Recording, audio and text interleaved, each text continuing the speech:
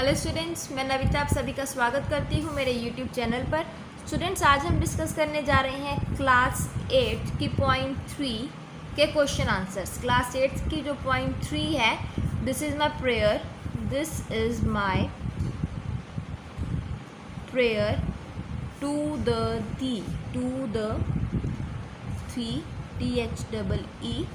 ये जो हमारी पोइम है, आज मैं आपके साथ इस पोइम के क्वेश्चन आंसर्स डिस्कस करने जा रही हूँ।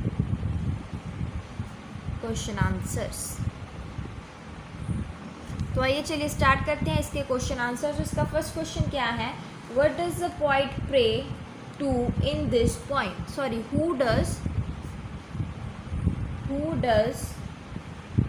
The poet pray to in this poem. ये जो पोइम है, इस पोइम में पोइट किससे क्या है, प्रे करता है। ठीक है, चलिए अभी आगे लिखते हैं इसका आंसर। इस पोइम में पोइट किससे प्रे कर रहा है, गॉड से। इसका मतलब the poet prays to God. The poet prays, PRAYS, prays to God. जो पोइट है वो किससे प्रे कर रहा है, गॉड से प्रे कर रहा है, भगवान से प्रे कर रहा है। नेक्स्ट क्वेश्चन है, what penury PENURY does the poet talk of. Does the poet talk of. जो पोइट है वो किस बुराई की बात कर रहा है। ठीक है, तो वो अपने दिल में जो बुराई है उसके बारे में बात कर रहा है। इसका मतलब he talks of penury in his heart, कि उसके दिल में जो भी बुराइयां हैं, पोइट क्या उसके बारे में बात कर रहा है। ओके, उसके बाद है हमारा क्वेश्चन नंबर 3। क्वेश्चन नंबर 3 क्या है, how does the poet want to bear his joys and sorrows. जो पोइट है वो अपने जॉयज एंड सोरोस को कैसे बियर करना चाहता है, मतलब अपने दुखों को और अपनी खुशियों को कैसे सहना चाहता है। तो उसे वो कैसे सहना चाहता है, he wants to bear his joys and sorrows lightly, LIGHTLY, lightly मतलब बड़े आराम से वो अपने सारे जो दुख तकलीफ है उन्हें सहना चाहता है। ठीक है, उसके बाद है हमारा क्वेश्चन नंबर 4। क्वेश्चन नंबर 4 क्या है, how does the poet think his love can be fruitful. Poet को ऐसा क्यों लगता है कि जो उसका प्यार है, ठीक है, भगवान को लेके जो उसका प्यार है वो फलदायी होगा, मतलब उसका उसे कोई ना कोई फल जरूर मिलेगा। ठीक है, तो द पोइट ऐसा क्यों फील कर रहा है, the poet feel that his love will help him to serve mankind. Poet को ऐसा लगता है कि जो उसका प्यार है वो इंसानियत की सेवा करने में उसकी क्या है, मदद करेगा। ठीक है, उसके बाद हमारा नेक्स्ट क्वेश्चन है क्वेश्चन नंबर 5। वो क्या है, हु डज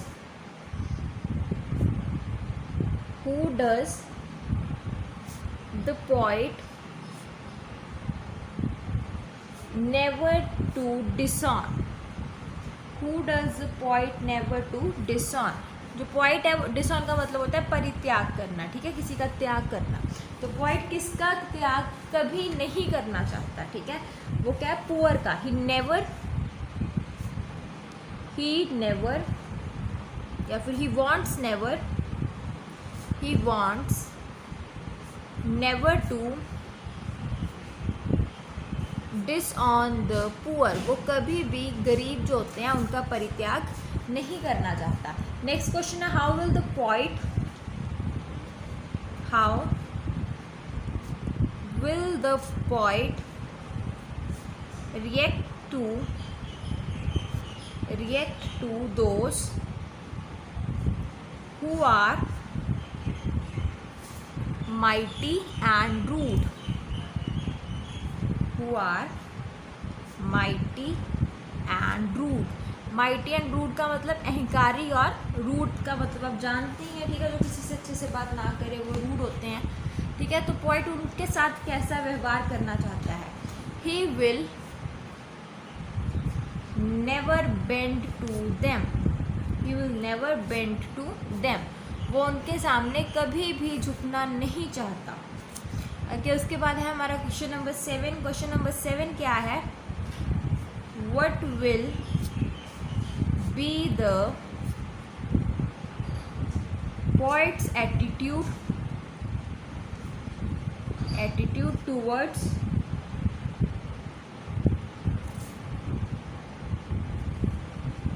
डेली ट्राइफल्स, मतलब जो दिन में छोटी छोटी बातें होती हैं, पोइट उनके बारे में क्या सोचता है, ठीक है। तो he will try to rise above daily trifles, मतलब कि जिन दिन में जो भी छोटी छोटी बातें भी होती हैं, पोइट उनके लिए भी क्या अपना सिर उठाना चाहता है, मतलब उनके हक में भी बात करना चाहता है, ठीक है। उसके बाद हम डिस्कस करते हैं हमारा क्वेश्चन नंबर 8, लास्ट क्वेश्चन है इस लेसन का। क्वेश्चन नंबर 8, क्वेश्चन नंबर 8 क्या है? To whom does the poet want to surrender? surrender, surrender, and how? Poet किसके सामने सर झुकाना चाहता है और क्यों, ठीक है। द पोइट, हाउ बोला, सॉरी, कैसे, ठीक है। The poet wants to surrender to God's will with love, जो पोइट है वो भगवान की इच्छा के सामने प्यार से सर झुकाना चाहता है। तो स्टूडेंट्स, ये थे आपके इस लेसन के क्वेश्चन आंसर्स। होप आपको समझ आ गए होंगे। अगर फिर भी कोई क्वेश्चन समझ नहीं आया या कहीं पे कोई भी डाउट है तो आप मुझे कमेंट करके पूछ सकते हो। Thanks for watching my video. अगर आपको मेरी वीडियो अच्छी लगी तो प्लीज़ सब्सक्राइब बटन दबाएं और मेरी वीडियो को लाइक एंड शेयर करना ना भूलें। Thank you.